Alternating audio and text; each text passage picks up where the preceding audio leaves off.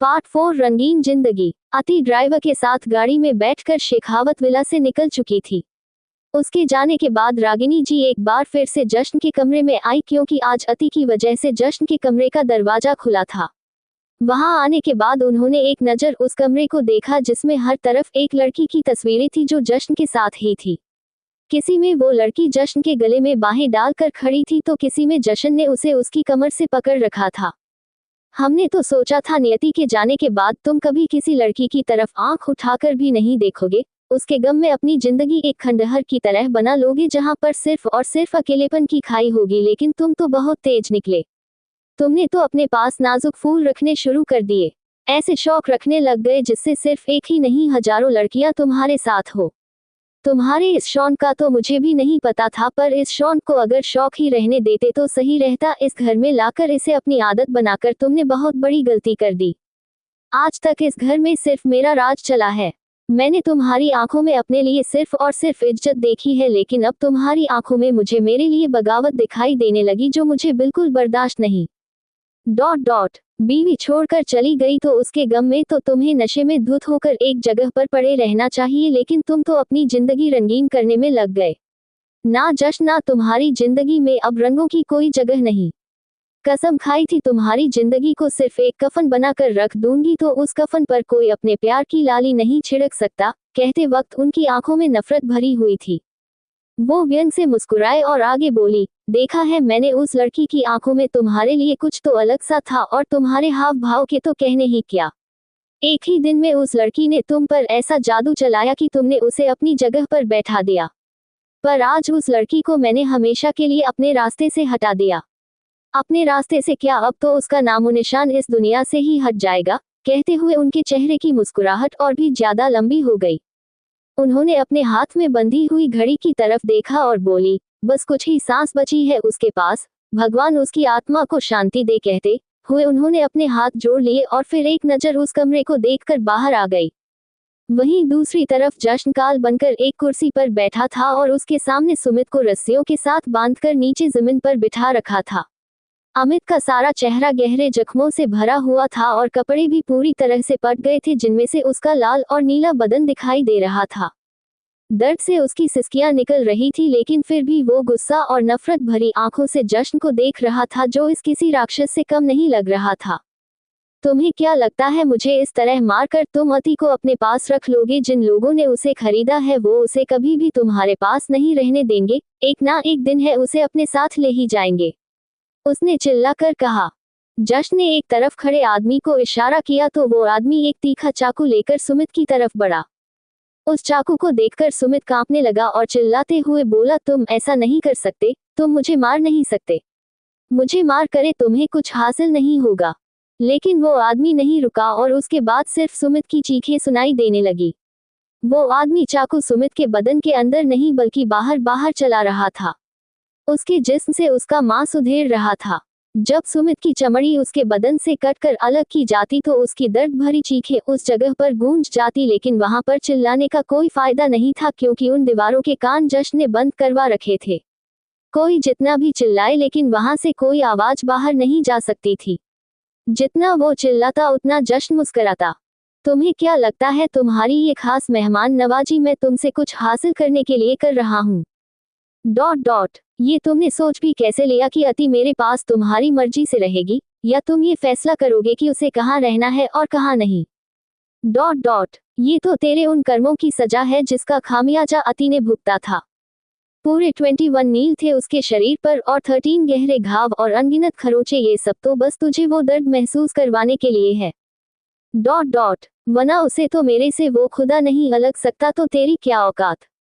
कसम से अगर तू साला बनकर रहता तो तुझे मुझसे अच्छा जीजा नहीं मिलता, लेकिन तू तो हरामी निकला। पर फिक्र मत कर, तुझे मुझसे बड़ा हरामी भी नहीं मिलेगा। ताली दो हाथों से बजती है, लेकिन थप्पड़ के लिए एक ही हाथ काफी होता है। कहते हुए जश्न अपनी जगह से उठा और सुमित के गाल पर ऐसा तमाचा जड़ा कि वो सब कुछ भूल जाए, बस इस थप्पड़ को ना भूले। उसके बाद जश्न ने अपने आदमियों की तरफ देखा और बोला, अगर तुम्हारा मन करे इसकी और सेवा करने का तो कर देना, वरना इसकी हालत देखकर लगता तो नहीं इसे और भूख होगी। उठाओ इसे और बाहर फेंक आओ। अपने हाथ धोने के बाद जश्न वापस केबिन में आ गया और अपना काम करने लगा। शहर से बाहर सुनसान रास्ते पर गाड़ी जाते देख अति को घबराहट होने लगी। उसने रागिनी जी से उसे बस स्टैंड छुड़वाने के लिए कहा था, लेकिन ये रास्ता तो शायद कहीं और ही जा रहा था। उसने परेशान होते हुए ड्राइवर से पूछा, लेकिन ड्राइवर ने कोई जवाब नहीं दिया, बस चुपचाप गाड़ी चलाता रहा। मैं कुछ पूछ रही हूँ आपसे, ये आप मुझे कहाँ लेकर जा रहे हैं? हमें तो बस स्टैंड जाना था ना, अति ने एक बार फिर से पूछा, लेकिन उस ड्राइवर ने इस बार भी कोई जवाब नहीं दिया। अति ने गाड़ी का दरवाजा खोलने की कोशिश की, लेकिन लॉक लगा हुआ था। अचानक ही उसकी गाड़ी की गति एकदम से तेज हुई और फिर एक झटके के साथ रुकी, जिससे अति के सारे बाल उसके चेहरे पर आ गए और वो सामने वाली सीट से टकरा गई। लेकिन जल्दी उसने खुद को संभाला और फिर से गाड़ी का दरवाजा खोलने की कोशिश की। उसकी आंखों में आंसू आ चुके थे, लेकिन इस बार गाड़ी का दरवाजा खुल गया। उसने जल्दी से दरवाजा खोला और बिना देखे ही पीछे की तरफ भागी, लेकिन एक मजबूत इंसान से उसकी टक्कर हुई। वो गिरती उससे पहले ही उस इंसान ने अपनी बाहें उसकी पीठ पर लपेट दी और उसे पूरी तरह से अपने आगोश में ले लिया। अति की हौंफती हुई सांसें उस इंसान को साफ सुनाई दे रही थी और उस इंसान के जिस्म से आती हल्की हल्की खुशबू अति पहचानने की कोशिश कर रही थी, या शायद पहचान चुकी थी। जश्न जी, उसने मुश्किल से कहा तो जश्न के चेहरे पर एक दिलकश मुस्कुराहट तैर गई। ना ना बेटा ना, अलग तो होंगे ये दोनों, पर इतनी जल्दी नहीं। बाकी आप लोग कमेंट करते रहेंगे तो पार्ट्स जल्दी आएंगे। अति जश्न के सीने से लगकर खड़ी थी। उसकी हौंफती हुई सांसें जश्न की शर्ट पर खुले बटन में से अंदर तक महसूस हो रही थी। पूरा माथे पसीने से भरा हुआ था और चेहरा डर से कांप रहा था, लेकिन जश्न के जिस्म से आती भीनी भीनी खुशबू पहचान कर उसे चेहरे पर दुनिया भर का सुकून तैर रहा था। जश्न के सीने पर यूं ही रखे उसके हाथ जब मुट्ठियों में बदल गए तो जश्न के चेहरे पर भी मुस्कुराहट तैर गई। शुक्र है आप आ गए, बहुत डर गई थी मैं। जैसे ही जश्न ने कहा, उसके चेहरे की मुस्कुराहट गायब हो गई। वो अति से अलग हुआ और उसे गुस्से से देखने लगा। अति की आंखें आंसुओं से लबालब भरी हुई थी। एक बार वो नर्क देख चुकी थी, अब दोबारा उसके बारे में सोचकर ही उसकी रूह कांप रही थी। जश्न का गुस्सा से भरा चेहरा देखकर अब उसे अपनी गलती का एहसास हो रहा था। अब उसे जश्न की दी हुई धमकी भी याद आ गई थी। जश्न ने उसे साफ साफ लफ्जों में कहा था कि वो उस घर से कहीं नहीं जा सकती, ना ही किसी और को चाहने से और ना ही उसके खुद के चाहने से। उसका गुस्सा से भरा चेहरा देखकर वो पूरी तरह से सहम गई थी। वो कुछ कहती उससे पहले ही जश्न ने उसका हाथ पकड़ा और उसे देखते हुए गुस्से में बोला, मना किया था ना, फिर भी अपनी मनमर्जी की तुमने। कोट, पर मैं क्या करती, उन्होंने। कहते कहते अति रुक गई। कैसे वो जश्न के सामने उसकी माँ को गलत कह सकती थी, जबकि उसकी खुद की गलती है। उसे किसी के कहने पर वहां से बाहर आना ही नहीं चाहिए था, लेकिन वो भी क्या करती। जश्न पर उसे भरोसा था भी और नहीं भी। उसकी उटपटांग हरकतें कभी कभी उसे असमंजस में भी डाल देती थी और ऊपर से रागिनी जी का इतना सब कुछ कहना उसकी बर्दाश्त से बाहर था। उसे चुप होते देख जश्न के चेहरे पर एक व्यंग भरी मुस्कुराहट ठहर गई। उसी वक्त वो ड्राइवर उन दोनों के पास आया और हाथ जोड़कर खड़ा हो गया। जश्न ने उसे देखा और बोला, आज तुमने साबित कर दिया श्लोक की वफादारी की कोई कीमत नहीं होती। इस दुनिया में सब कुछ खरीदा जा सकता है, लेकिन किसी की वफा नहीं। हमने आपका नमक खाया है साहब, जब तक जिंदा रहेंगे हमारी वफादारी आपके लिए ही रहेगी। श्लोक ने नजरें झुकाए ही कहा। तभी उनके पीछे खड़ी एक गाड़ी में से एक आदमी बाहर आया, जिसके पास एक सूटकेस था। उसने वो सूटकेस जश्न के आगे खोला तो उसमें 2000 के नोटों की बहुत सारी गड्डियां थी, करीबन 1 करोड़ रुपए होंगे वो। अति हैरानी से वो सब देख रही थी। जश्न ने वो सूटकेस श्लोक के सामने कर दिया और बोला, वफादारी की कीमत नहीं लगा रहे, बस आपके और आपके बच्चों के लिए कुछ करना चाहते हैं। आपकी दूसरे शहर में रहने की व्यवस्था भी हमने कर दी है। हम ये नहीं ले सकते साहब, पहले बहुत एहसान है आपके हम पर। कोट, वो आपको एहसान लगते होंगे श्लोक जी, लेकिन मेरे लिए वो मेरा फर्ज था और ये भी मेरा फर्ज ही है, प्लीज मना मत कीजिए, जश्न ने कहा तो अति घूरकर उसे देख रही थी। क्या बंदा है यार ये, काश हमेशा ही ऐसे रहता तो कितना अच्छा होता, पर पता नहीं क्यों उसके लिए तो हमेशा सूतली बॉम्ब बनकर घूमता रहता है, क्या पता कब फट जाए। श्लोक के जाने के बाद जश्न ने फिर से अति की तरफ देखा और भाई साहब, जिस गुस्से से देखा, बस अति मन में यही बोल पाई, प्लीज फटना मत। लेकिन जश्न ने भी कुछ नहीं कहा, बस यूं ही उसका हाथ पकड़ उसे अपनी गाड़ी की तरफ लेकर आया। अति जल्दी से खुद ही गाड़ी का दरवाजा खोलकर अंदर बैठ गई। दोनों घर के बाहर पहुंचे तो रागिनी जी ने गाड़ी की आवाज सुनी। दरवाजे पर पहुंचा तो वो जल्दी से उसकी तरफ भागी और बोली, शुक्र है तुम घर आ गए। मैंने तुम्हें कितने फोन किए लेकिन तुम्हारा फोन मिल ही नहीं रहा था। मुझे तो तुम्हारी चिंता हो रही थी कि कहीं वो लड़की तुम्हें कोई नुकसान ना पहुंचा दे। उनकी बात सुनकर जश्न ने प्रश्नसूचक नजरों से उन्हें देखा तो वो आगे बोली, मैंने कहा था ना तुमसे कि ऐसी लड़कियां विश्वास के लायक नहीं होती। देखा तुमने अब उस लड़की ने क्या किया। तुमने उसे सर आंखों पर बिठा कर रखा और वो लड़की लाखों के गहने चोरी करके भाग गई। पर कोई बात नहीं, कम से कम तुम्हारे सामने अब उसकी सच्चाई तो आई। अति, जश्न ने पुकारा तो अति जल्दी से दरवाजे पर आकर उसके साथ आकर खड़ी हो गई। अति को जश्न के साथ देखकर रागिनी जी को अपनी जिंदगी का सबसे बड़ा झटका लगा। उनका पूरा शरीर पसीने से भरने लगा और हाथ पैर कांपने लगे। जश्न आगे बढ़ा और उनके कंधों पर हाथ रखते हुए बोला, आप फिक्र मत कीजिए माँ, गहनों का क्या है और बन जाएंगे। पर आजकल किसी पर भी भरोसा नहीं किया जा सकता। हमारा इतना पुराना ड्राइवर इसे किडनैप करके ले जा रहा था, ये तो शुक्र है अति सही सलामत है, वरना इसे कुछ हो जाता तो। उसने अपनी बात अधूरी ही छोड़ दी। उसकी आंखों में बेहिसाब गुस्सा था लेकिन बातों में मिश्री घुली हुई थी। रागिनी जी ने उसकी बात सुनकर अपना सूखता हुआ गला थूक गटक कर तर किया। ये जानकर कि अति ने जश्न को कुछ नहीं बताया, उन्हें ऐसा महसूस हो रहा था जैसे किसी ने उन्हें जीवनदान दे दिया हो। जश्न अति का हाथ पकड़कर अंदर आया। अति सहमी हुई रागिनी जी को देख रही थी और वो बेहिसाब गुस्से और नफरत से। वो उसका हाथ पकड़े ही सीढ़ियों की तरफ बढ़ा लेकिन फिर रुककर बिना पलटे ही बोला, महाशिवरात्रि की तैयारियां हो गई ना। हाँ हाँ बस हो गई लगभग, महाशिवरात्रि कल है तो बाकी की तैयारियां भी कल तक हो जाएंगी। रागिनी जी ने तुरंत जवाब दिया। उसी वक्त मनीषा हाथों में सेब लिए ठूसती हुई उस तरफ आई तो अति को देखकर उसने जल्दी से सेब एक तरफ फेंका और उसका हाथ पकड़कर चीखते हुए बोली, चोरनी कहीं की, तू वापस आ भी गई। बता मेरे सारे गहने कहाँ हैं? तुझे छोड़ूंगी नहीं मैं। उसके इस तरह कसकर बांह पकड़ने से अति की आह निकल गई। छोड़ूंगा तो मैं नहीं आपको, अगर एक बार भी और आपने अति के साथ इस तरह से बदतमीजी से बात की तो। जश्न गरजा तो मनीषा ने जल्दी से उसका हाथ छोड़ दिया। जश्न ने हल्का सा मुस्कुराकर मनीषा की तरफ देखा और बोला, वो गहने आप अपने मायके से तो लाई नहीं होंगी, सारे इस घर में ही मिले होंगे, तो सब रखिए और भी मिल जाएंगे। मनीषा मुंह बनाकर अति को देखती ही रह गई और जश्न उसे अपने कमरे में भी ले गया। सासू माँ, मुझे मेरे सारे गहने वापस चाहिए, आप मुझे अभी उस लड़की से मेरे सारे गहने वापस दिलाए, मनीषा ने रागिनी जी के पास जाकर कहा तो रागिनी जी ने गुस्से से उसे देखा और फिर गहनों की जगह एक थप्पड़ उसके चेहरे पर जड़ दिया। बददिमाग औरत, वो बड़बड़ाई और फिर अपने कमरे की तरफ बढ़ गई। मनीषा उन्हें जाते देख गुस्से से घूर रही थी। जश्न जी मुझसे जैसे मर्जी बात करे लेकिन आपकी हिम्मत कैसे हुई मुझे थप्पड़ मारने की? आपको ये थप्पड़ बहुत महंगा पड़ेगा सासू माँ, उसने आंखें बड़ी करते हुए कहा। अति जश्न के साथ कमरे में आई तो जश्न को देखते हुए बोली, मैंने कोई चोरी नहीं की, आपने तो देखा था मेरे पास कुछ नहीं था। चोरी तो तुमने बहुत बड़ी की है जिसका हिसाब तुम्हें अब देना पड़ेगा, जश्न ने कहा और अपनी शर्ट के बटन खोलने लगा। ऐसी ही डार्क रोमांटिक कहानी आगे सुनने के लिए चैनल को सब्सक्राइब करो।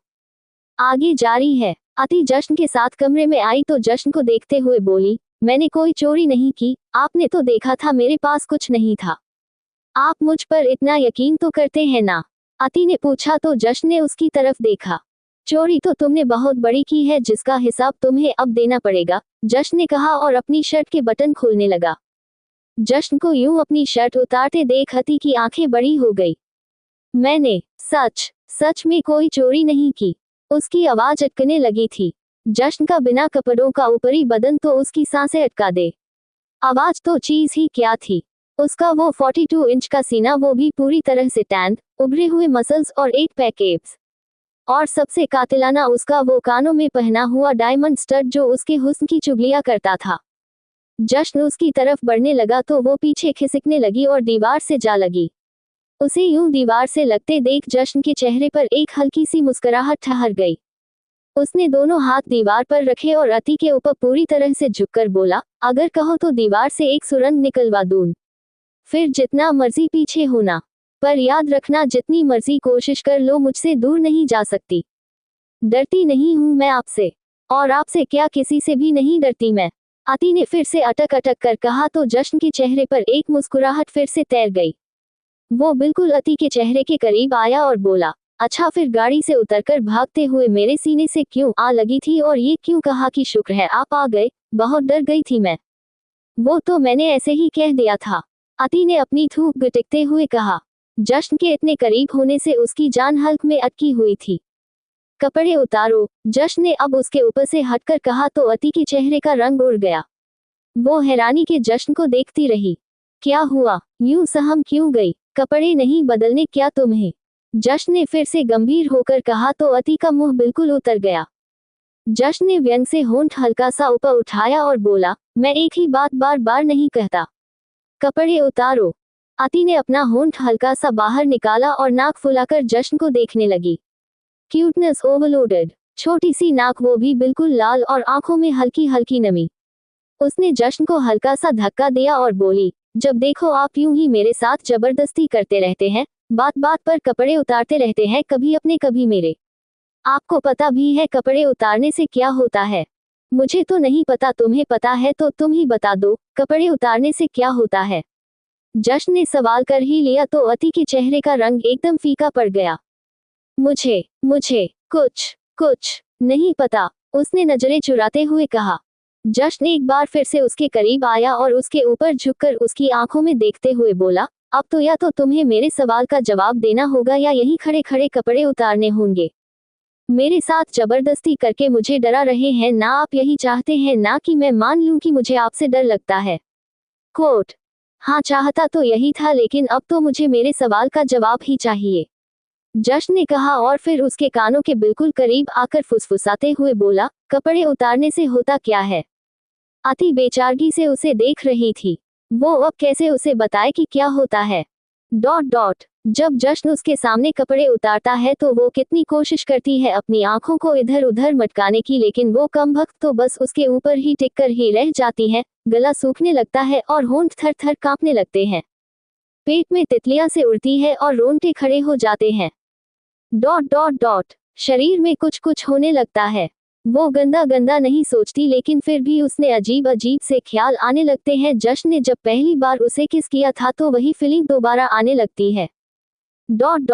और अगर उसे ये सब होता है तो क्या जश्न को भी ऐसा कुछ महसूस होता होगा? वो तो उससे कितना बड़ा है, क्या उसके शरीर में भी कुछ ऐसे ही एहसास होते होंगे? और वो तो एक आदमी है। कालिंदी के कोठे पर उसने सब लड़कियों से सुना था कि मर्दों को क्या क्या इच्छाएं होती हैं, और जब उनकी इच्छाएं पूरी नहीं होती तो वो लड़कियों के साथ क्या करते हैं। और उनकी वो पहली किस तो अति को भी इतनी याद आती है, क्या उसे भी वो सब याद आता होगा? सोचते सोचते ही अति को उनकी पहली किस याद आने लगी और उसने अपने होठों पर हल्की सी जीभ फेर ली। बताओ ना, चुप क्यों हो? और अगर कुछ मन कर रहा है तो बता दो।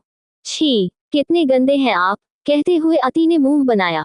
हद है, इसमें गंदे वाली क्या बात है? मन तो कुछ भी हो सकता है, कुछ खाने का कुछ पीने का, हाँ वो अलग बात है। जो तुमने सोचा वो गंदा होकर भी बहुत अच्छा है। कहते हुए जश्न ने भी अपनी जीभ बाहर निकाली और ऊपर के होंठ पर घुमाने लगा। अति का मन कर रहा था अपना सिर दीवार पर पीट ले।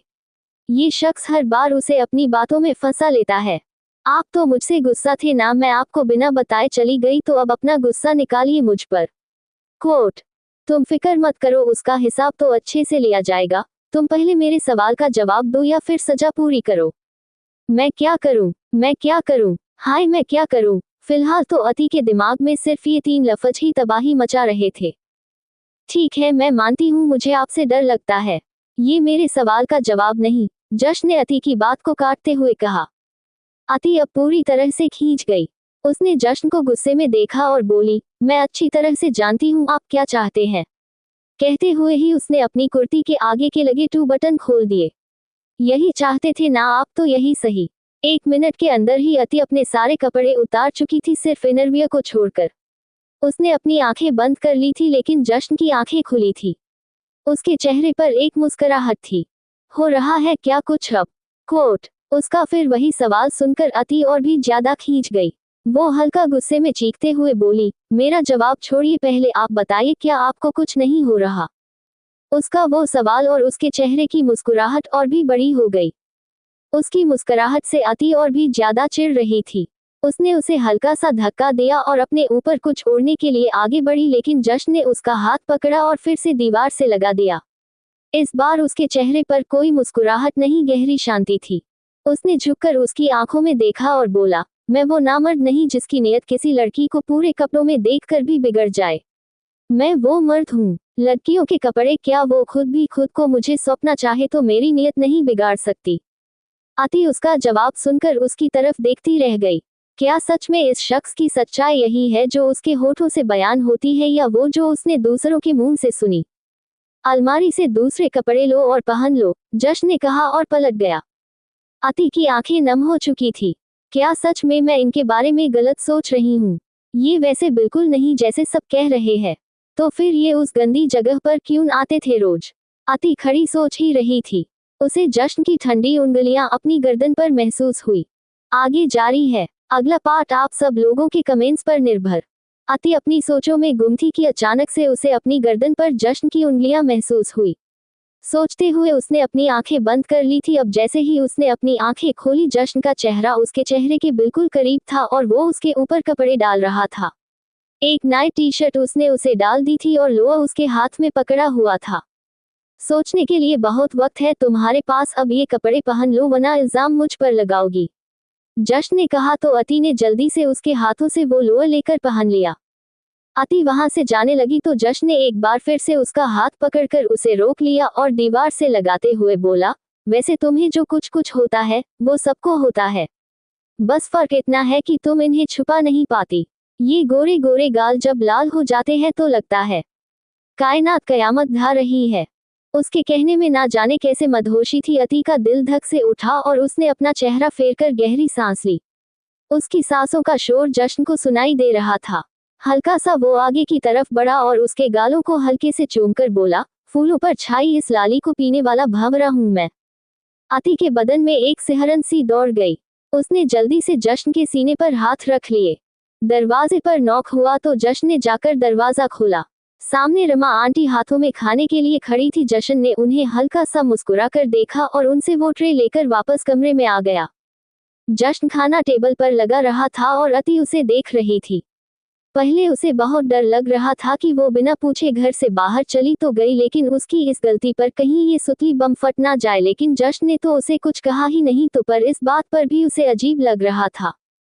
अति भी सामने सोफे पर बैठकर अपने लिए खाना परोसने लगी तो जश्न ने उसके आगे से खाना हटा लिया और बोला, तुम खाना नहीं खाओगी, आज तुम भूखी ही सोओगी।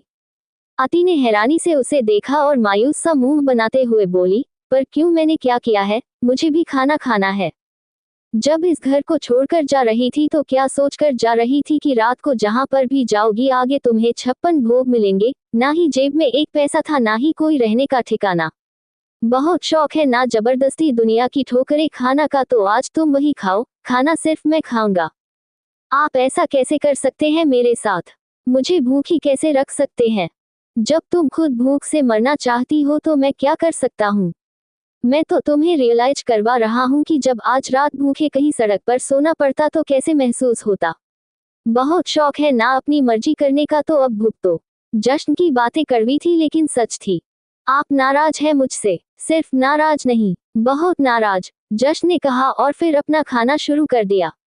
अति ने घूरकर उसे देखा और फिर मुंह सिकोड़ते हुए बोली, अगर आप मुझसे गुस्सा है तो आप खाना कैसे खा सकते हैं? गुस्से में तो इंसान खाना खाता ही नहीं। वो और लोग होंगे जो गुस्से में खाना छोड़ते होंगे। जश्न सिंह शेखावत तो गुस्से में भी भरपेट खाता है और रोजमर्रा से ज्यादा खाता है। उसके गुस्से को भी भूख लगती है। अगर मैं भूखी रहूंगी तो आपको अकेले अकेले खाना अच्छा लगेगा। अब अति मुंह लटकाते करते हुए बोली, इमोशनल ब्लैकमेल। खाना अपनी भूख के हिसाब से खाया जाता है, किसी और की भूख के हिसाब से नहीं, जश्न ने कहा और फिर अपना खाना जारी रखा। बस यही सब देखकर मुझे समझ नहीं आता कि आपका सही मूड कौन से वाला है, ये गुस्से वाला या वो अभी थोड़ी देर पहले था। अति ने गुस्से से कहा और अपनी जगह से उठ गई। जश्न ने उसे उठते देखा तो बोला, थोड़ी देर पहले क्या था? कुछ अलग था क्या? अति ने उसे ऐसे देखा जैसे कह रही हो कि शायद इस बंदे के अंदर कोई एंटीना लगा हुआ है जो बार बार हिल जाता है। मुझे आपसे कोई बात नहीं करनी, उसने कहा और बेड की तरफ चली गई। उसका वो नखरा और अदाएं देखकर जश्न हल्का सा मुस्कुराया और बोला, वैसे अगर बता दो कि थोड़ी देर पहले मूड कैसा था तो खाना खाने दूंगा। जश्न की बात सुनकर अति ने पलटकर उसकी तरफ देखा और गुस्से से घूरती रही। जश्न ने हाथ में निवाला लिया और उसके सामने बढ़ाकर मुंह से पाउट बनाते हुए फ्लाइंग किस दी तो अति नाक फुलाकर जाकर बेड पर लेट गई। जश्न ने अपना खाना खत्म किया और फिर एक प्लेट लेकर बेड की तरफ आया। अति तकिए के नीचे मुंह छिपाकर रो रही थी। उसकी सिसकियां जश्न को सुनाई दे रही थी, पर शायद ये जरूरी थी। अति को उसकी गलती का एहसास करवाना जरूरी था। जश्न ने प्लेट बेड पर रखी और अति के एक हाथ पकड़कर उसे खड़ा किया। रो रो कर लाल हुआ नाक देखकर जश्न के होंठों पर मुस्कुराहट आ गई। उसे अति के वो लाल नाक बहुत प्यारा लगता था। अति रोती हुई आंखों से उसे देख रही थी। जश्न ने निवाला बनाया और उसकी तरफ बढ़ा दिया, लेकिन उसने चेहरा घुमा लिया। जश्न ने एक हाथ से उसका चेहरा अपने सामने किया और बोला, प्यार वाले मूड से खिला रहा हूँ, गुस्से वाला मूड भी है ऑप्शन में, अगर इच्छा हो तो बता दो। नहीं, ये प्यार वाला ही सही है, अति ने कहा और मुंह खोल दिया। जश्न एक एक निवाला बनाता और अति को प्यार से खिलाता।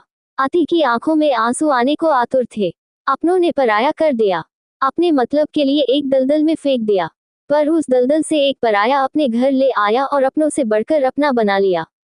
पर क्यों कर रहा है जश्न ऐसे? भूल मत कि वो तुझे किस जगह से लाया है। अगर वो उस जगह पर आता जाता है तो उसके शौक भी तू समझ रही होगी। आज तू है, कल कोई और होगी और परसों कोई और जब उसका मन भर जाता होगा तो उन लड़कियों का क्या हाल होता होगा, ये तो तू सोच भी नहीं सकती। रागिनी जी की बात अचानक ही उसे याद आ गई। ऐसी ही डार्क रोमांटिक कहानी आगे सुनने के लिए चैनल को सब्सक्राइब करो। आगे जारी है। अति रागिनी जी की बातों के बारे में सोच रही थी कि जश्न ने उसे पूरा खाना खिला भी दिया था। जश्न महसूस कर पा रहा था कि वो किसी गहरी सोच में खोई हुई है। उसकी आंखों में ठहरी हुई नमी बता रही थी वो इस वक्त जिस बात के बारे में भी सोच रही है वो बात उसे अंदर तक कितना परेशान कर रही होगी।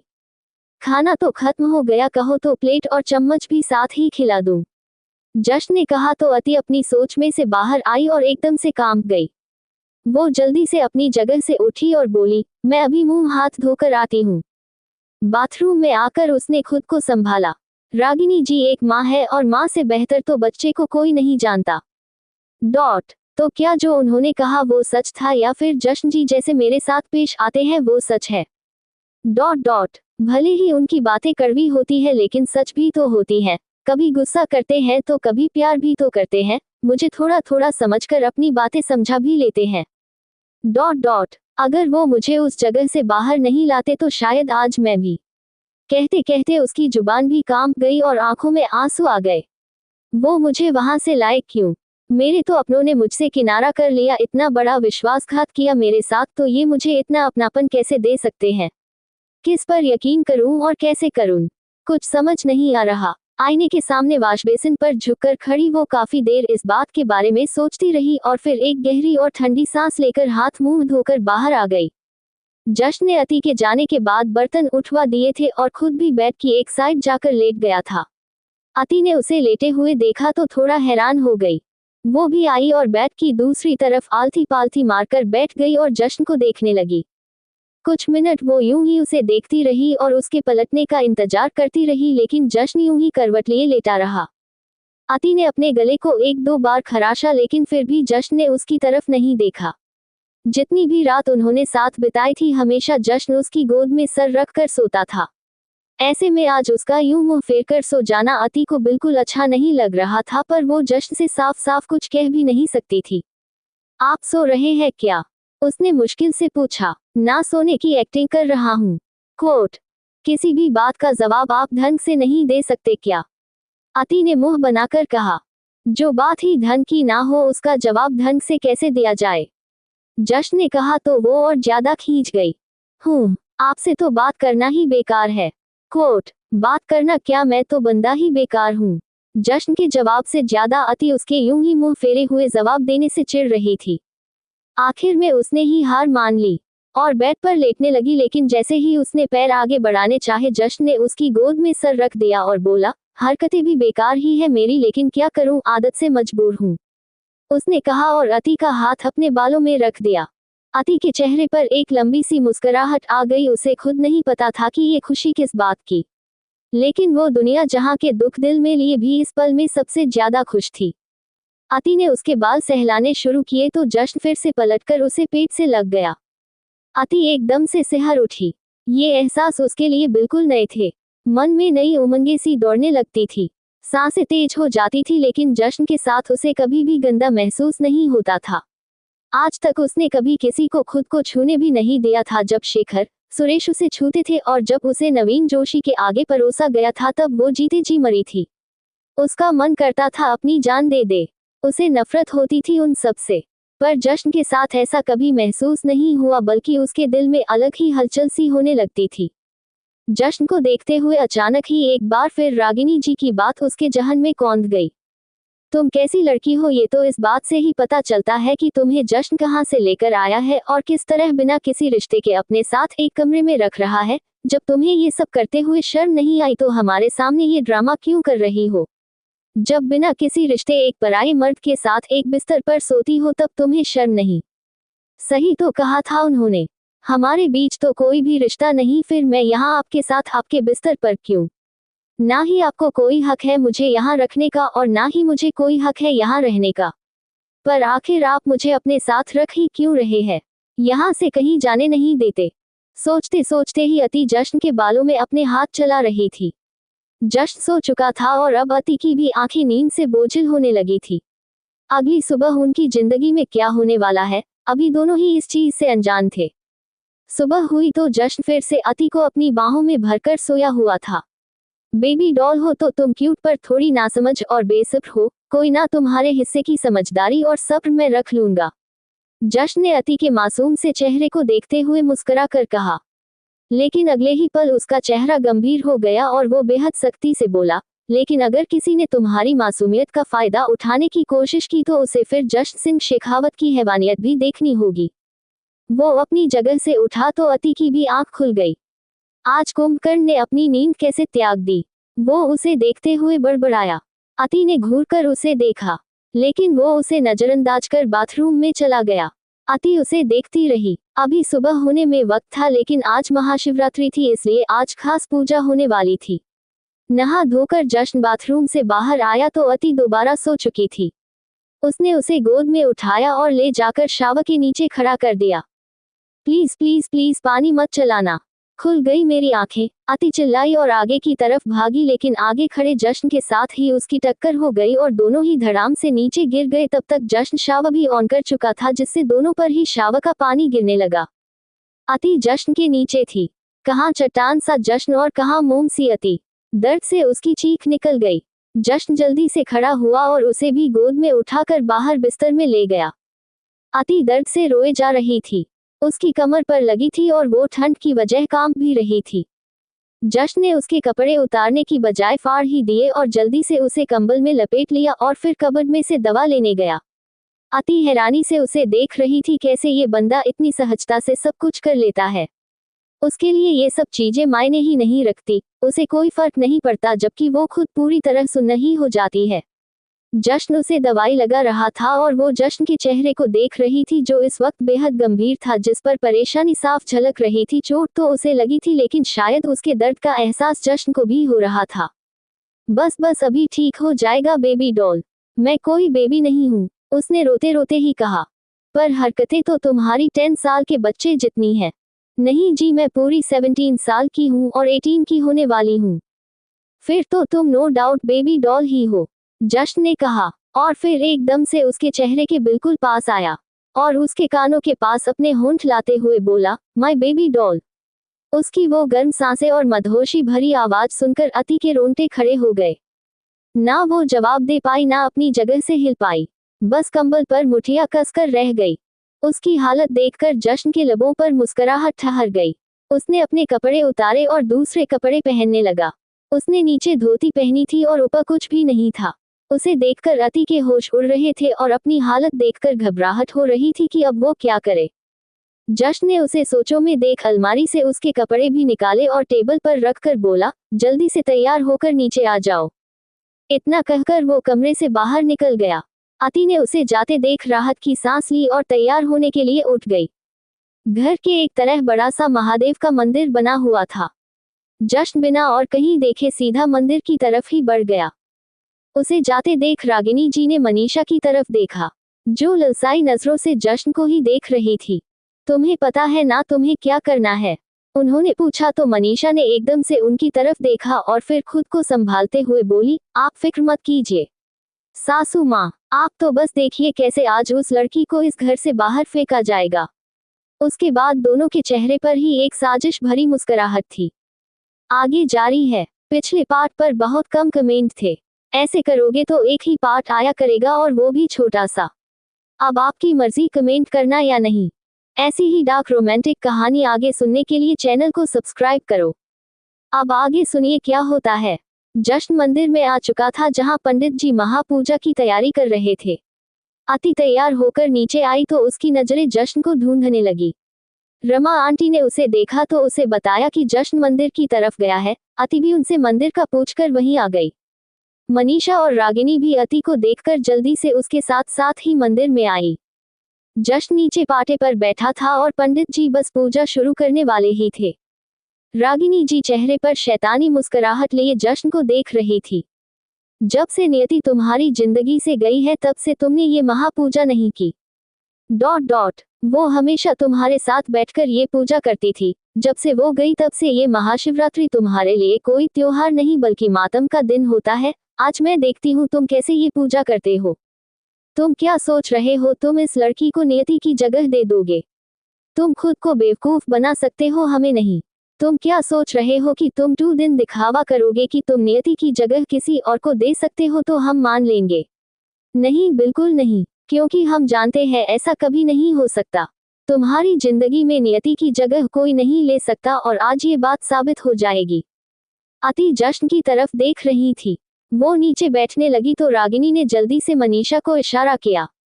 मनीषा ने भी उनका इशारा पाकर जल्दी से अति को रोका और उसे जाकर जश्न के साथ वाले पाटे पर जाकर बैठने को कहा। उनकी बात सुन अति भी हैरान हुई कि आज उन्होंने उससे इतने अच्छे से कैसे बात की, लेकिन फिर ज्यादा ध्यान दिए बिना वो मुस्कुराकर आगे बढ़ गई। अति जैसे ही नीचे बैठी पंडित जी ने पूजा शुरू कर दी। जश्न की आंखें बंद थी लेकिन चेहरे पर एक हल्की सी मुस्कुराहट थी। अरे पंडित जी, ये आप क्या कर रहे हैं? इस पराई लड़की को इस जगह पर बिठाकर आप ये पूजा कैसे शुरू कर सकते हैं? पंडित जी ने जैसे ही अति के हाथों में फूल रखे मनीषा ने उन्हें टोका। पंडित जी ने अपने हाथ रोक लिया और बोले, माफ करिएगा, हमें लगा आप इस जगह पर आकर बैठी है तो आप इनकी पत्नी है। अरे पंडित जी, पत्नी कहाँ? ये लड़की तो इस पूजा में वैसे भी बैठने लायक नहीं। जिनकी चरित्र मैले होते हैं उन लड़कियों से इतने शुभ काम नहीं करवाए जाते। ये आप क्या कह रही हैं यजमान? मैं कुछ समझा नहीं, पंडित जी ने चौंकते हुए पूछा। अति की आंखों में उनकी बातें सुनकर आंसू आने लगे थे लेकिन जश्न अभी भी ज्यों का त्यों ही बैठा था। रागिनी जी और मनीषा के चेहरे पर शैतानी मुस्कुराहट तैर रही थी। रागिनी जी ने मनीषा से फिर से इशारा किया तो वो आगे की तरफ बढ़ी और पंडित जी की तरफ देखते हुए बोली, अब आपसे क्या छुपाना पंडित जी... आप इस घर के पुराने पुरोहित हैं, पर अब आप ही बताइए, जो लड़कियां बिना किसी रिश्ते के पराये मर्द के साथ एक ही कमरे में दिन रात रहे उन्हें क्या कहा जाता है? जो लड़कियां खुद मुंह काला करके औरों की रातें रंगीन करती हैं, उनके चरित्र भी मैले ही नहीं काले भी होते हैं। आप पुरुषों की तो 100 जरूरतें होती हैं, लेकिन ऐसी लड़कियों को सिर्फ पैसों के लिए अपनी इज्जत तक दे देती हैं। मनीषा बकवास किए जा रही थी और अति उनकी बातें सुनकर रोए जा रही थी। उसने जश्न की तरफ देखा जो अभी भी आंखें बंद किए मुस्कुराते हुए वैसे ही बैठा था। एक दिन आपने मेरी इज्जत को नीलाम होने से बचाया था, लेकिन आज आपकी वजह से ही उसे तार तार किया जा रहा है और आप यूं मुस्कुराते हुए बैठे हैं। मुझे आपसे ऐसी उम्मीद बिल्कुल ही नहीं थी, अति ने जश्न को देखते हुए मन ही मन कहा। पंडित जी ने अति को देखते हुए कहा, छी छी छी, घोर कलयुग आ गया। वो भी अति को नफरत से देख रहे हैं। मनीषा के चेहरे पर बेशर्मी भरी मुस्कुराहट और भी ज्यादा लंबी हो गई थी। वो बेशर्मी से हंसते हुए बोली, अब आप ही बताइए, क्या ऐसी लड़कियां पूजा में बैठने लायक भी होती है? अरे आपने तो एक रखेल को पत्नी का दर्जा दे दिया। नहीं नहीं, ऐसा बिल्कुल नहीं हो सकता। अब तो ये पूजा तभी होगी जब आप इस लड़की को इस घर से बाहर निकालेंगे। अपने लिए इतनी गंदी बातें सुनकर अति अब वहां और नहीं रुक सकती थी और ऊपर से जश्न का रवैया, वो बुरी तरह से आहत हो चुकी थी। वो अपनी जगह से उठने लगी, लेकिन उसी वक्त जश्न ने उसके हाथ को पकड़ा और गुस्से से उसे देखने लगा। फिर उसने अपनी नजरें पंडित जी पर टिका दी। उसकी गुस्से से जलती आंखें देखकर पंडित जी भी सहम गए। जश्न ने सामने पूजा की सामग्री की तरफ देखा और वहां रखी सिंदूर की डिब्बी उठाकर सारा सिंदूर मुट्ठी में भरा और अति की मान पर सजा दिया। अति एकदम से ठंडी पड़ गई, कुछ कह भी ना सकी, बस जश्न की तरफ देखती रही। और कोई भी कुछ सोचता समझता उससे पहले ही वो सिंदूर अति के पूरे माथे को छुपा चुका था। ये क्या किया आपने? ये सिंदूर माँ पार्वती के चरणों से लिया गया था और सिर्फ पत्नियों की मांग में ही भरा जाता है, पंडित जी ने कहा। रागिनी, मनीषा दोनों बुत बनी वो सब देखती ही खड़ी रह गई। दोनों की आंखें फटी की फटी रह गई। ध्यान से देखिए, इसे पत्नी है ये मेरी, जश्न ने अति की तरफ देखकर कहा। अति की सांसें तो ऐसे चल रही थी जैसे इंटरसिटी एक्सप्रेस और आंखें बड़ी हो गई थी। पूरा जिस्म कांप रहा था उसका। जश्न के मुंह से अपने लिए पत्नी शब्द सुनना उसने कभी सपने में भी नहीं सोचा था। ये क्या किया तुमने जश्न, तुम ऐसा कैसे कर सकते हो? ये लड़की हमारे खानदान की बहू कभी नहीं बन सकती, रागिनी जी ने चिल्लाते हुए कहा। उनकी बात सुनकर जश्न व्यंग से मुस्कुराया और बोला, खानदान भी मेरा और बीवी भी मेरी। आप चुप रहे तो बेहतर होगा। उसकी बात सुनकर रागिनी जी अपनी मुठिया कसकर रह गई। मनीषा भी गुस्से से अति को देख रही थी। उसका दिल कर रहा था अभी उसका गला दबा दे। जश्न पंडित जी की तरफ देखते हुए बोला, मेरी बीवी को तो आपने देख लिया, अब उस तरफ देखिए। कहते हुए ही उसने सामने की तरफ इशारा किया जहां एक थाल भरा था जो सोने चांदी के सिक्कों से भरा था। ये दान आज की पूजा के बाद आपको दक्षिणा में दिया जाने वाला था। अगर अब पूजा शुरू करनी हो तो ठीक, वरना इस शहर में पंडितों की कोई कमी नहीं। पंडित जी उसकी बात सुनकर दांत निकालते हुए बोले, अरे नहीं नहीं यजमान, आप गुस्सा हो रहे हैं। ये आपकी पत्नी है तो इन्हें इस पूजा में बैठने का और हिस्सा लेने का पूरा हक है। उन्होंने जल्दी से मंत्र पढ़ने शुरू कर दिए, लेकिन उसी वक्त अति ने जश्न से अपना हाथ छुड़वाया और अपने जगह से खड़ी होते हुए बोली, नहीं, मैं नहीं मानती ये शादी। उसे यूं खड़े होते देख रागिनी जी के चेहरे पर एविल स्माइल आ गई। पंडित जी ने जैसे ही मंत्र उच्चारण शुरू किए, अति ने जश्न से अपना हाथ छुड़वाया और एकदम से खड़ी होकर बोली, नहीं, मैं नहीं मानती है शादी, मुझे नहीं बनना इनकी पत्नी, कोई पूजा नहीं करनी मुझे। जश्न एकदम हैरान रह गया। वो गुस्से और हैरानी के मिले जुले भाव से अति को देख रहा था। रखेल कभी पत्नी बन भी नहीं सकती, मनीषा बड़बड़ाई, लेकिन उसका बड़बड़ाना भी सब लोगों को साफ सुनाई दिया। जश्न की गुस्से में मुठिया कस गई, लेकिन अब ये गुस्सा किस पर और कैसे निकलना था इसका अंदाजा कोई भी नहीं लगा सकता था। उसने यूं ही बैठे बैठे अति का हाथ पकड़ा और उसे नीचे खींच लिया, जिससे अति सीधा उसकी गोद में जाकर गिरी। अगले ही पल जश्न ने उसे अपनी बाहों में कस लिया और बोला, तुम्हारे मानने या ना मानने से कुछ नहीं होता। मैंने एक बार कह दिया तुम मेरी बीवी हो तो हो।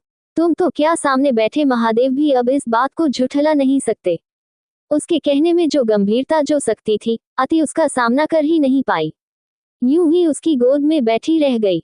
उसके बाद जश्न ने पंडित जी की तरफ देखा और गुस्से से ही बोला, पत्नी को गोद में बिठाकर भी पूजा की जा सकती है ना?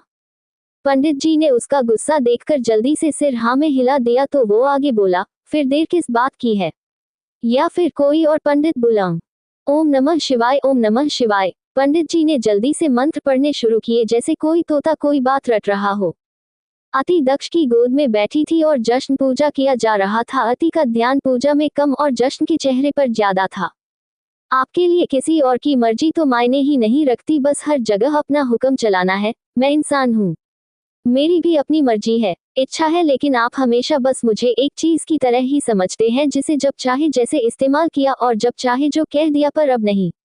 बहुत सह ली मैंने आपकी मनमानी। बेशक आपने मुझे खरीदा है, लेकिन ये सौदा आपका मुझसे तो नहीं हुआ। आप होंगे कहीं के राजकुमार, लेकिन मैं आपकी गुलाम नहीं। मैं आपके हाथों की कठपुतली नहीं बनूंगी। मुझे खरीद कर भी आप कभी मुझे खरीद नहीं पाएंगे, अति मन में कह रही थी।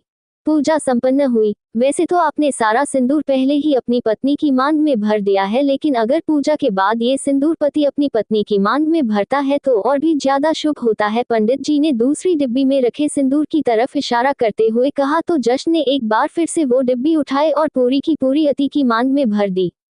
वैसे अगर एक चुटकी भी भरते तो बहुत थी, पंडित जी ने कहा तो जश्न ने गुस्से से उन्हें देखा और बोला, बीवी मेरी, सिंदूर मेरा, मर्जी मेरी। आपको कोई दिक्कत? पूजा हो गई ना, आपका काम खत्म। उसके बाद उसने रमा आंटी को इशारा किया तो रमा जी ने वो दक्षिणा की थाल उठाकर उन्हें दे दी तो वो खुश होकर वहां से चले गए। पंडित जी के वहां से जाते ही जश्न ने अति की तरफ देखा जो अभी भी उसके चेहरे की तरफ ही देख रही थी। उसके कानों में जश्न के कहे शब्द गूंज रहे थे, मेरी बीवी मेरी मर्जी, सब कुछ सिर्फ आपका, किसी और की हाँ या ना आपके लिए मायने ही नहीं रखती। बेबी डॉल, जश्न ने उसे पुकारा तो वो वापस होश में आए। अगले ही पल वो एक झटके से जश्न की गोद में से खड़ी हुई और गुस्से से उसे देखते हुए बोली, मैं इस शादी को कभी नहीं मानूंगी, मैं आज ही ये घर छोड़कर चली जाऊंगी और अब आप भी मुझे नहीं रोक पाएंगे। तुम क्या, इस शादी को तो हम भी नहीं मानते, तुम्हें इस घर की बहू हम कभी नहीं स्वीकार कर सकते। रागिनी जी ने उन दोनों की तरफ देखते हुए कहा तो जश्न भी अपनी जगह से खड़ा हुआ और बोला, मुझे समझ नहीं आता माँ, आखिर आप एक माँ होकर भी कैसे मेरी खुशियों को मना कर सकती हैं, जब आपको पता है कि मेरी खुशी अति में है, मैं उसे अपनी बीवी मानता हूँ तो आप ऐतराज कैसे कर सकती हैं? कहीं ऐसा तो नहीं कि आप मुझे अपना सौतेला बेटा मानती हैं और इसीलिए मेरी खुशियाँ आपसे बर्दाश्त नहीं होती। जश्न की सहज भाव और चाशनी में लपेटकर कही गई बातें भी रागिनी जी के लिए किसी थप्पड़ से कम नहीं थी। उन्होंने गुस्से में अति को घूरा और फिर जश्न की तरफ प्यार से देखते हुए बोली, ऐसा बिल्कुल नहीं है। हमने हमेशा तुम्हें अपने सगे बेटे से भी ज्यादा प्यार किया है, उससे भी ज्यादा स्नेह और ममता दी है। हमें तुम्हारी परवाह है, इसलिए तुम्हें समझा रहे हैं कि ये लड़की तुम्हारे लायक नहीं। आप ही तो कहती है थी कि मुझे जिंदगी में आगे बढ़ना चाहिए, फिर अब आप अति को क्यों नहीं एक्सेप्ट कर रही? जश्न ने उनकी बात बीच में काटकर फिर से सवाल किया। रागिनी जी अपनी ही बात में फंस रही थी। आज तक वो हमेशा जश्न से दोबारा शादी करने को कहती रही, लेकिन उन्हें क्या पता था सच में ऐसा कुछ हो जाएगा। हम तुम्हारी खुशियां चाहते हैं, इसीलिए हम भी यही चाहते हैं कि तुम दोबारा शादी करो। दोबारा शादी सुनकर अति ने नजरें उठाकर जश्न की तरफ देखा। उसी वक्त जश्न ने भी अति की तरफ देखा तो दोनों की एक पल के लिए नजरें मिली। अगले ही पल अति ने उससे अपनी नजरें फेर ली। हम भी यही चाहते हैं, तुम दोबारा शादी करो, लेकिन किसी अच्छे खानदान की लड़की से, जिनका समाज में कोई नाम हो, हैसियत हो, रुतबा हो। उनकी बात सुनकर जश्न व्यंग से मुस्कुराया और बोला, मेरी हैसियत इतनी है कि किसी और की हैसियत नहीं मेरे आगे खड़े होने की, और ये बात तो आप अच्छे से जानती हैं। उसका वो मुस्कुराकर ये बात कहना और रागिनी जी के तन बदन में आग लग गई। जश्न एक कदम आगे बढ़ा और अति का हाथ अपने हाथ में पकड़कर उसे अपने बिल्कुल करीब खड़ा करते हुए बोला, और अब तो ये लड़की बीवी है मेरी, तो मेरा सब कुछ इसका ही हुआ, मेरी हैसियत भी, मेरा रुतबा भी और मेरा नाम भी। उसके कहने से रागिनी जी बुरी तरह चिढ़ रही थी। उन्होंने बहुत मुश्किल से खुद पर कंट्रोल किया हुआ था। लेकिन मुझे इनमें से कुछ भी नहीं चाहिए, कहते हुए अति ने अपना हाथ छुड़वाया और फिर आगे बोली, ना ही मुझे आपका नाम चाहिए और ना ही आपका ये रुतबा। मैं आपको अपना पति कभी नहीं मानूंगी। इतना कहकर वो जल्दी से ऊपर कमरे की तरफ भाग गई। उसे यूं भागते देख जश्न के चेहरे पर हल्की सी मुस्कुराहट आ गई, लेकिन अगले ही पल जब उसकी नजरें मनीषा पर गई तो उसका चेहरे में फिर से किसी राक्षस की छवि दिखाई देने लगी। गुस्से से कांपता हुआ चेहरा और उभरी हुई नसें बता रही थी कि अब तूफान आने वाला है। मनीषा ने भी जब जश्न की नजर खुद पर पाई तो बुरी तरह से सहम गई। रागिनी जी की बातों में आकर उसने सांप के बिल में हाथ डाल तो दिया, लेकिन अब सांप के डंक से तो उसे रागिनी जी भी नहीं बचा सकती थी। वो अपना एक कदम भी पीछे लेती उससे पहले ही जश्न उसकी तरफ बढ़ा और उसकी गर्दन को पकड़ते हुए उसे पीछे की तरफ खींचते हुए दीवार तक ले गया। रागिनी जी ये सब देखकर एकदम से कांप गई और जल्दी से उनकी तरफ भागी। उन्होंने जश्न के हाथों से मनीषा की गर्दन को छुड़वाने की कोशिश की, लेकिन जश्न अपनी आंख गलती नजरों से मनीषा को घूर रहा था। छोड़ो जश्न, ये तुम क्या कर रहे हो, तुम्हारे भाई की बीवी है वो, रागिनी जी उससे छुड़वाते हुए चिल्लाई। और जिसके बारे में इसने बकवास की वो मेरी बीवी है, जश्न गुस्से में गरजा। भाई! उसी वक्त हर्ष भी वहां पर आया। अभी तक वो सो रहा था, लेकिन अब बाहर का शोर सुनकर उसकी आंख खुल गई थी। वो जल्दी से भागते हुए उनके पास आया और जश्न को पीछे खींचने लगा, लेकिन जश्न को थोड़ा सा भी हिलाना भी उनके बस की बात नहीं थी। मनीषा की हालत बुरी हो चुकी थी, चेहरा पूरा काला पड़ गया था और सांसें घुटनी शुरू हो गई थी। ऐसा क्या हुआ है भाई, जो आप मनीषा की जान के पीछे पड़े हैं? प्लीज आप खुद पर काबू रखिए, वो मेरी पत्नी है, आप उसके साथ ऐसा नहीं कर सकते। हर्ष मनीषा को उससे छुड़वाते हुए बोल रहा था, लेकिन जश्न की पकड़ बहुत ज्यादा कसी हुई थी। उसकी नजरें सिर्फ मनीषा पर थी। वो बेहद गुस्से में कांपते हुए बोला, पागल हूं मैं और अगली बार मेरा पागलपन ना देखना हो तो मुझसे और मेरी बीवी से दूर रहना। इतना कहकर ही उसने एक झटके में मनीषा को छोड़ दिया तो वो जाकर नीचे फर्श पर गिर गई और सांस लेने के लिए छटपटाने लगी। उसके बाद उसने हर्ष की तरफ देखा और बोला, मुझे काबू में रहने के लिए बोलने से पहले अपनी बीवी को काबू में रखना सीखो वरना आज तो जिंदा छोड़ दिया इसे अगली बार नर्क में भेजकर ही छोड़ूंगा। कोट। हर्ष जल्दी से मनीषा की तरफ बढ़ा और उसे संभालने लगा। रागिनी जी भी उसे संभालने की कोशिश कर रही थी। उन तीनों को एक नजर गुस्से से देख जश्न अपने कमरे की तरफ बढ़ गया, लेकिन सीढ़ियों पर एक कदम रखते ही उसकी नजर ऊपर खड़ी अति पर गई जो ना जाने कब से ये सब अपनी आंखों के सामने होते हुए देख रही थी और अब उसकी आंखें आंसुओं से लबालब भरी हुई थी। ऐसी ही डार्क रोमांटिक कहानी आगे सुनने के लिए चैनल को सब्सक्राइब करो। आगे जारी है। जश्न को ऊपर आते देख अति जल्दी से कमरे की तरफ चली गई। जश्न का ये रूप देखकर उसे डर भी लग रहा था और गुस्सा भी आ रहा था। उसने अलमारी से कुछ लिया और जल्दी से बाथरूम में चली गई। जश्न कमरे में आया तो अति को ढूंढने लगा पर उसे वहां ना पाकर वो बाहर आने लगा, लेकिन तभी बाथरूम का दरवाजा खुला और अति बाहर आई। जश्न की नजर उस पर गई तो उसे राहत मिली, लेकिन अगले ही पल उसका चेहरा गुस्से से भर गया। अति ने इस वक्त जो कपड़े पहने हुए थे वो वही कपड़े थे जो वो उस कोठे से पहन कर आई थी। जश्न गुस्से से उसकी तरफ बढ़ा। उसकी घूरती और गुस्से से भरी नजरें खुद पर पाकर एक पल के लिए तो अति भी सहम गई, लेकिन फिर उसने खुद को संभाला और दूसरी तरफ निकलने लगी। वो उसके पास से गुजरती उससे पहले ही जश्न ने उसका हाथ पकड़ा और उसे दीवार से लगा दिया।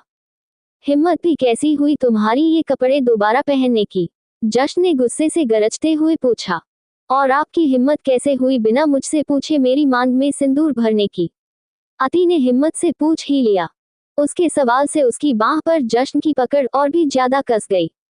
कुछ करने से पहले मैं किसी की परमिशन नहीं लेता। कोट। तो फिर ये उम्मीद भी क्यों रखते हैं कि कोई हर काम आपके हिसाब से करे? आपके कहे से कपड़े पहने, आपके कहे से खाए, आपके कहे से सोए और आपके कहे से बोले। कोट। उफ, मेरी बेबी डॉल का एटीट्यूड। बीवी बनते ही तेवर बदल गए तुम्हारे तो, पर आई लाइक इट। बात बात पर रोने वाली लड़कियां तो मुझे पसंद भी नहीं। अति उसकी बात सुनकर हल्का सा मुस्कुराए और बोली, यही तो बात है, आपको बस हर चीज अपनी पसंद से चाहिए। दूसरों की पसंद तो आप अपनी जूती तले रखते हैं, लेकिन ध्यान से सुन लीजिए, मैं ना ही आपकी बीवी हूँ और ना ही आपकी बेबी डॉल, और अब ना ही मुझे यहाँ रहना है। आपने मुझे उस जगह से बाहर निकाला, उसके लिए आपका एहसान मैं जिंदगी भर नहीं भूलूंगी, लेकिन इसका मतलब ये नहीं कि आपके एहसान के बदले जिंदगी भर आपकी गुलाम बनकर रहूंगी। जश्न उसकी बात सुनता रहा, लेकिन उसने उसे कोई जवाब नहीं दिया। उसने उसे छोड़ दिया और अलमारी की तरफ बढ़ गया। उसने अलमारी से एक सुर्ख लाल रंग का सूट निकाला और वापस अति के पास उसके आगे वो सूट बढ़ाते हुए बोला, नई नवेली दुल्हन पर लाल रंग बेहद जचता है, जल्दी से इसे पहन कर आओ। उसकी बात सुनकर अति ने वो कपड़े लेकर सोफे पर फेंक दिए और हंसते हुए बोली, शायद आपने मेरी बात सुनी नहीं, इसलिए दोबारा कह देती हूँ, मैं यहाँ नहीं रहूंगी और अब मुझे आपसे कुछ नहीं चाहिए, बस मुझे यहाँ से जाना है। मैं जो कपड़े पहनकर आई थी वही। चर्र की आवाज के साथ अति का पहना सूट आगे से पूरा फट गया। उसने जल्दी से अपने सीने पर हाथ रख लिया, लेकिन जश्न उसके बिल्कुल करीब हो गया। क्या कहा तुमने? दोबारा कहना, जश्न ने कहा और उसकी आंखों में देखने लगा। आप मेरे साथ यूं जबरदस्ती नहीं कर सकते। कोट। तुमने मजबूर किया माय बेबी डॉल। नहीं हूं मैं आपकी बेबी डॉल, अति ने कहा और उसकी आंखों में बनी नमी आंसू बनकर बाहर आने ही लगी कि उसके गाल से उस लुकते हुए आंसू को जश्न ने जल्दी से अपने होंठों से पी लिया और बोला, तुम मेरी बेबी डॉल हो और हमेशा रहोगी। जिद मत करो और प्यार से मान जाओ, क्योंकि तुम्हारे साथ जबरदस्ती मैं बिल्कुल नहीं करना चाहता।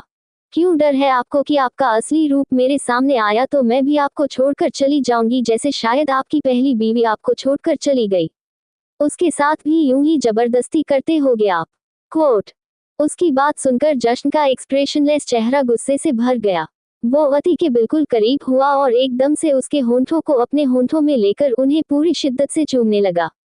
अति ने उसे धक्का देना चाहा, लेकिन उसने उसके हाथों को अपने हाथों में जकड़ लिया और पैशनेटली उसे चूमता रहा। हार कर अति ने उसे खुद से छुड़वाने की कोशिश बंद की और उसे वो करने देती रही जो वो चाहता है। कभी गुस्सा तो कभी प्यार, दोनों ही एक साथ। जश्न अपनी किस के जरिए अति को महसूस करवा रहा था, कभी उसके होंठों को हल्का सा काटता तो कभी उसी जगह पर उसे स्मूथली किस करता। पूरा आधा घंटा वो उसके होंठों के साथ यूं ही खेलता रहा। और इन सब में कब अति के हाथ भी जश्न के हाथों पर कस गए और कब वो भी इस खेल में शामिल हो गई, उसे पता ही नहीं चला। आखिर जब उसने उसे छोड़ा तो अति के सिंदूर से भरे माथे और उसके होंठों में से क्या ज्यादा लाल है, समझना मुश्किल था। अगर किसी और ने वो बकवास की होती तो उसका गाल लाल होता, लेकिन तुम्हें मारना तो दूर मेरी बेबी डॉल, तुम पर तो मैं खुद मर जाऊं। जश्न ने कहा तो अति का दिल एकदम से धड़क उठा। वो बस उसे देखती ही रह गई। उसने उसके हाथ छोड़े और उनमें वो कपड़े रख दिए जो वो उसके लिए अलमारी से लाया था। जल्दी से इन्हें पहन कर आओ, वरना अगर मैंने पहनाए तो इस बार 1 घंटा नहीं छोड़ूंगा। उसका इतना कहना था कि अति ने वो कपड़े कसकर पकड़ लिए और बाथरूम की तरफ भाग गई।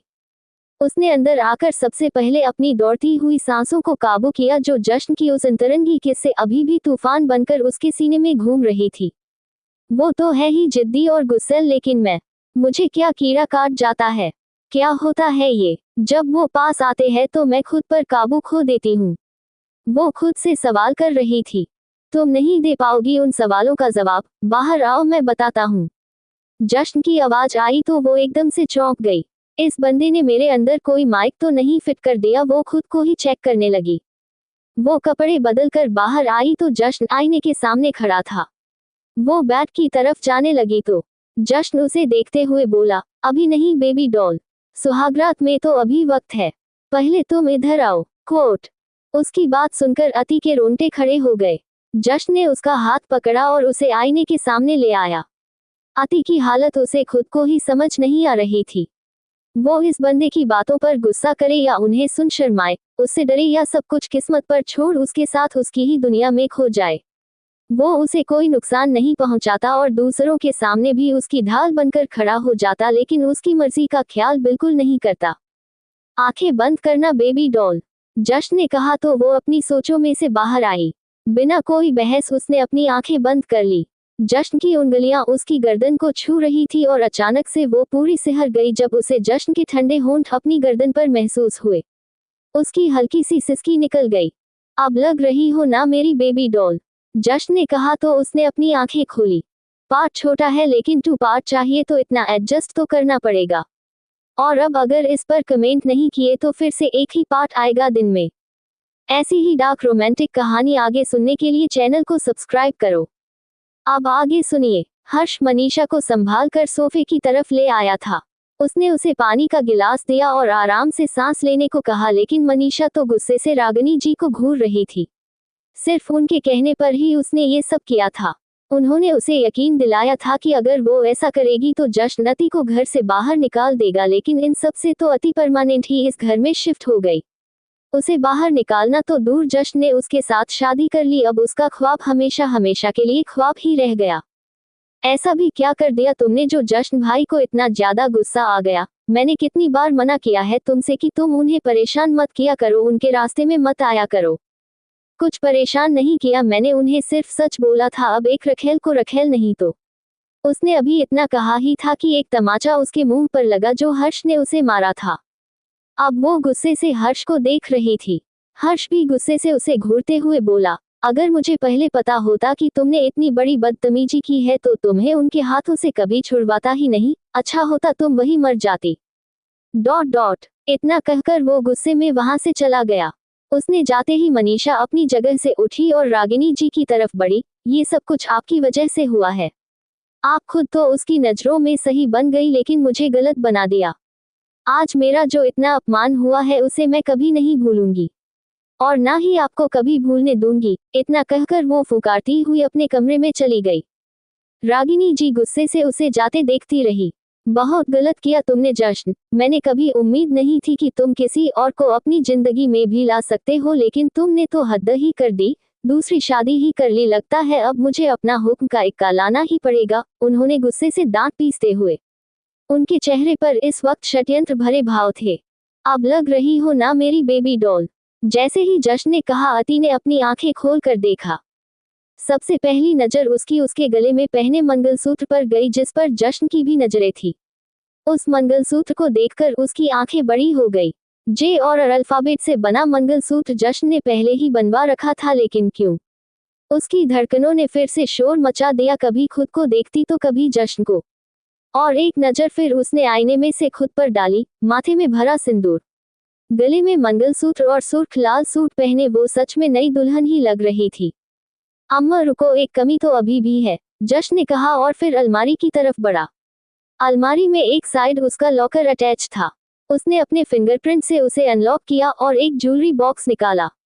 ज्वेलरी बॉक्स लेकर वो फिर से अति के पास आया और उसे खोलकर आईने के सामने रख दिया। अति ने देखा तो वो बॉक्स चूड़ियों से भरा हुआ था, जिसमें बेहद कीमती डायमंड की चूड़ियां थी।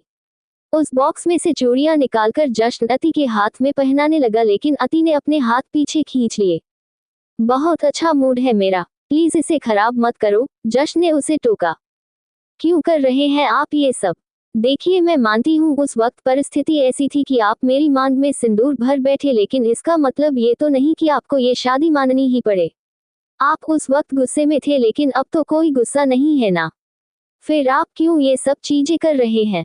आप मुझे यहाँ से जाने दीजिए, उसके बाद सब ठीक हो जाएगा। ना ही कोई मेरे चरित्र पर सवाल उठाएगा और ना ही आपको मेरी रक्षा करनी होगी, और वैसे भी इन सब चीजों पर मेरा कोई हक नहीं, ये सब चीजें तो किसी और की। शश, जश्न ने उसके होठों पर अपनी उंगली रख दी। अगर मुझसे प्यार लेने का मन है तो यूं ही बता दो, क्यों मुझे जानबूझकर नाराज करके गुस्सा दिला रही हो? और फिर तुम पर मेरा गुस्सा कैसे निकलेगा ये तुम भी जानती हो। ऐसा कुछ नहीं है, ये सब आपके दिमाग का वहम है। जबरदस्ती किस करने से प्यार नहीं होता, अति ने कहा और अपनी नजरें झुका ली। अच्छा, लेकिन मैंने जबरदस्ती कब की? हाँ, पहले थोड़ी देर सब कुछ मेरी तरफ से था, लेकिन उसके बाद तो तुम्हारे होंठ मेरे होठों पर हावी थे। वैसे कहना पड़ेगा 2 ही बार में तुम अच्छे से किस करना सीख गई। जश्न ने कहा तो अति के गाल ना चाहते हुए भी गुलाबी हो गए और आंखों में शर्म तैरने लगी। ना जाने क्या हुआ उस पल में जो वो पलटकर एकदम से जश्न की सीने से लग गई। शायद कुछ उम्र का पड़ाव, ऐसा तो कुछ नया नया इश्क अपना रंग बिखेरने में लगा हुआ था। जश्न ने उसे यूं देखा तो उसके चेहरे पर भी एक हल्की सी मुस्कुराहट आ गई। उसने थोड़ा सा झुककर वो चूड़ियां फिर से उठाए और उसके हाथों में पहनाने लगा। इस बार अति भी उसे नहीं रोक पाई।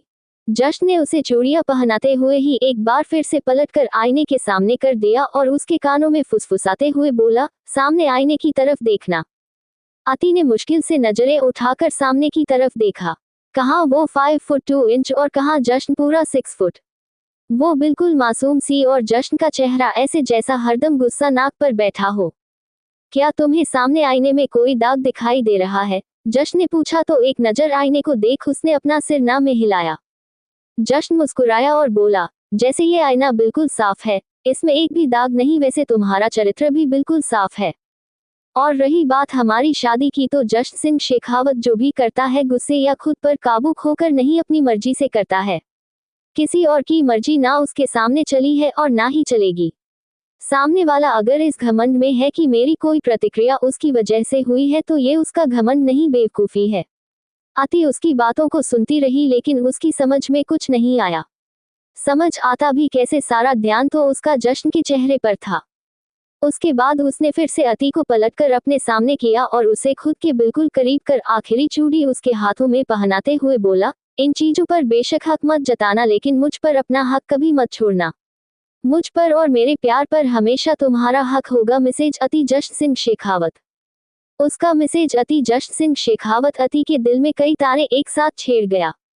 अब तुम मुझे यूं ही देखती रहोगी या फिर नई नई शादी की रस्में भी निभाओगी? जश्न ने कहा तो अति हैरानी से उसे देखने लगी। जश्न ने उसका हाथ पकड़ा और उसे खींचते हुए बेड पर ले गया। वो खुद बेड पर बैठ गया और अति को अपने सामने ही खड़ा रखा और फिर अपना चेहरा उसके पेट से लगा लिया और बोला, बहुत भूख लगी है, अगर अपनी नई नई बीवी के हाथों से कुछ अच्छा खाने को मिल जाए तो क्या ही बात हो। सुना है शादी के बाद पहली रसोई की रस्म बहुत अहम होती है, लेकिन तुम्हें देखकर लगता नहीं तुम्हें कुछ बनाना भी आता होगा। उसकी बात सुनकर अति उससे अलग हुई और घूर कर उसे देखने लगी। मतलब मेरा अंदाजा सही था, तुम्हें बस मुंह बनाने आते हैं और आंखें निकालनी आती हैं। जश्न ने मुस्कुराकर कहा, लेकिन उसको जवाब देने की बजाय वो दरवाजे की तरफ पलट गई। कहाँ जा रही हो? जश्न ने पूछा तो वो बिना पलटे ही बोली, गैस चूल्हा आपने अलमारियों में तो रखा नहीं होगा, पर आपका बस चले तो रसोई भी इसी कमरे में बनवा दे। लेकिन मैं नीचे जा रही हूँ, अगर आपको मेरे हाथों से बना खाना हो तो नीचे आ जाइएगा। इतना कहकर वो कमरे से बाहर निकल गई। पीछे जश्न उसकी बात सुनकर मुस्कुराता रहा और बड़बड़ाया, आए मेरी बीवी के तेवर, और फिर मुस्कुराते हुए ही उसके पीछे पीछे चल दिया।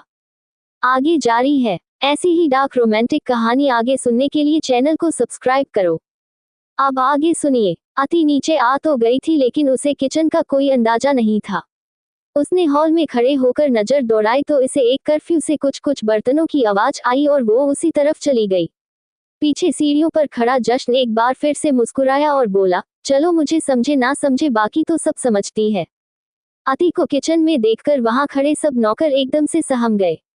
अब तक तो सबको पता चल चुका था कि अब वो कौन है। 2 लेडी स्टाफ उसके पास भागकर आई और बोली, मैडम अगर आपको कुछ चाहिए तो हमें बता दीजिए, हम आपके रूम में पहुंचा देंगे। उस खड़ूस घनचक्कर के नौकर भी उसकी तरह ही है, हर काम बस इन्हें कमरे में ही करना है। इनके लिए तो जिंदगी बेडरूम से शुरू और बाथरूम पर खत्म। पागल ही कर दे ये तो अच्छे खासे इंसान को। वो मन ही मन बड़बड़ाई, मैं जो कहूंगी आप कमरे में भिजवा देंगे? अति ने सवाल किया तो उन्होंने जल्दी से हाँ में सिर हिलाया। 1 गैस चूल्हा, 1 सिलेंडर, 1 किलो बेसन, आधा किलो शक्कर, और वो आगे बोल ही रही थी कि उन लड़कियों के खुले मुंह देखकर चुप हो गई। अब अगर आप लोगों की इजाजत हो तो क्या मैं इस किचन में अपनी मर्जी से कुछ बना लूं? उसने कहा तो वो लड़कियां बस उसे देखती रह गई।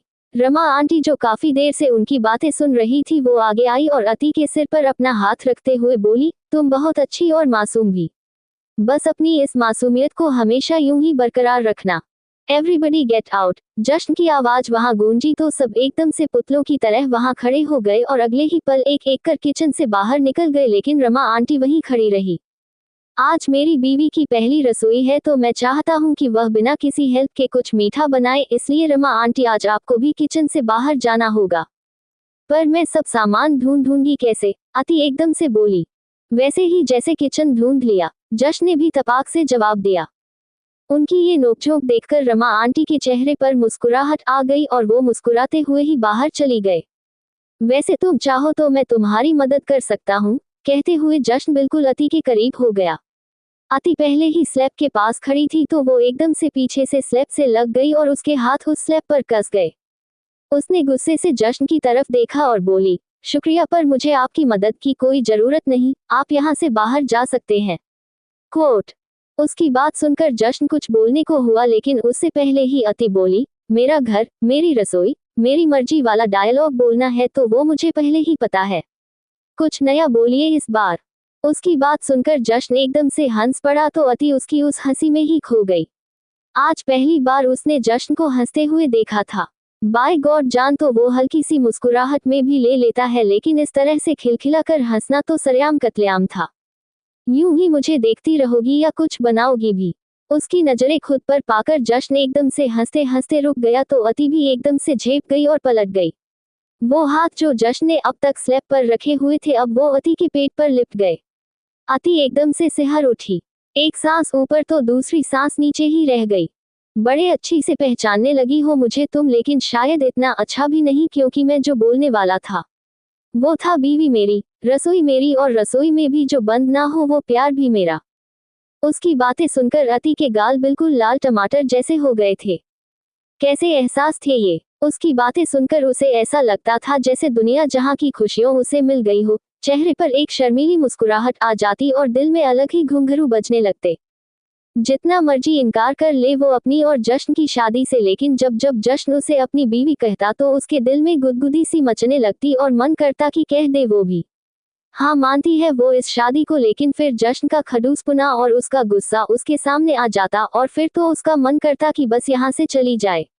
कैसे वो इतना जालिम और अत्याचारी हो सकता है? काश उसकी प्यार वाली साइड हमेशा के लिए होती है और सबके लिए होती तो कितना अच्छा होता।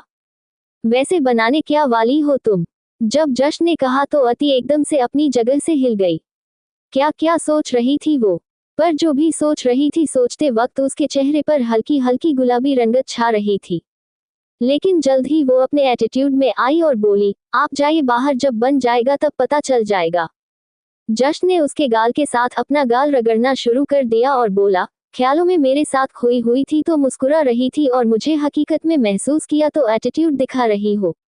उसकी बात सुन अति मुस्कुराई लेकिन फिर एकदम से उसकी तरफ पलट गई, लेकिन उसके इस तरह पलटने से जश्न भी जल्दी से उससे दूर हो गया क्योंकि उसके हाथ में तेजधार चाकू पकड़ा हुआ था।